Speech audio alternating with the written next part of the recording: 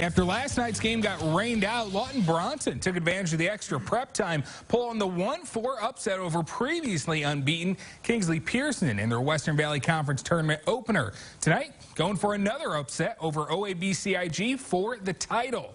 But they'd have to get past Falcons pitcher Cooper DeJean. The Eagles with a chance early, runner on second, but DeJean picks up a huge strikeout to end the inning and keeps things scoreless. Lawton Bronson still doing their part to keep it scoreless, though. Check out the snag from Hayden Dahlhauser. But this, we go into the third with no score. Top three Eagles threatening again. Matt Peters sends one into the outfield. That's going to bring in Braden Williams as LV strikes first. Then in the fourth, Simon Denny unloads on this one, soaring to the fence. Another run comes in to score. Lawton has a 2-run lead, but the Falcons strike back. Preston Gill singles to right. Easton Harms comes around. That kickstarts a rally. The Falcons, they go on to score 3 more and take the conference title 4-2. Back in Sioux City, it was a ranked showdown between East and Bishop Heelan this afternoon. Heelan already up 1, bases loaded in the first. Camden Smith smacks one that'll bounce through the infield. 2 runners come in to score, and the Crusaders they get 3-0 early. Then Smith looking to steal second, but the pitcher catches him and can't make a play. Bad throw brings in another runner. It's 4-0. East trying to strike back, but a pitch in the dirt.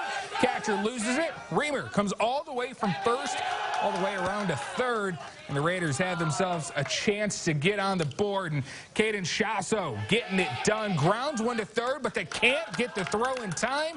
Raiders get one back, but they'd have to settle for that one in game 1 as they go on to drop this one to Bishop Heelan 10-1. Right next door, the 2 softball teams were going at it. Heelan trying to steal a base early, but East catcher Kiana Jenkins not having any of it. Guns the runner down to get East out of the inning. Next inning, though, Raiders looking to score with the bases juiced, but Heelan pitcher Angel Shaw, well, she's not having any of that either. Pair of punch-outs to keep us scoreless. Next inning, East threatening again. Kylie Junk rips one to third. It's mishandled, and that's going to allow Bree Hempy to come around and score as the scoreless game is finally broken. Now we take a look. Runs were hard to come by in this one, but the Black Raiders come away with the win 3-0 in game 1. Over in Lamar, it's a pair of 1-loss teams coming in between the Bulldogs and number 6 SBL. Lamar's took game 1, so top 2 in game 2. Abby Lewis, she was in the circle, but helping her cause in the box. Drops the single into shallow right. Ellis Skinner crosses. SBL takes the lead.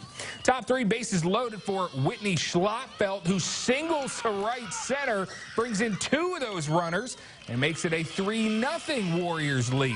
Bottom 3, 5-0 now. 2 outs as Brooke Hagee cranks one off the scoreboard. That gets Lamar's on the board, but SBL, they pick up the win in game 2 for the split, 10-1. Right next door, game 2 for the baseball teams after the Warriors took game 1. Top of the 4th, and it was a pitcher's duel early. Josh Pratt picking up a pair of Ks to open the inning in a scoreless game. Then 2 outs, and the 9-hole hitter Ben Freeberg rips one to left center. Carter Shoemaker comes across on the RBI single to give SBL a 1-0 advantage.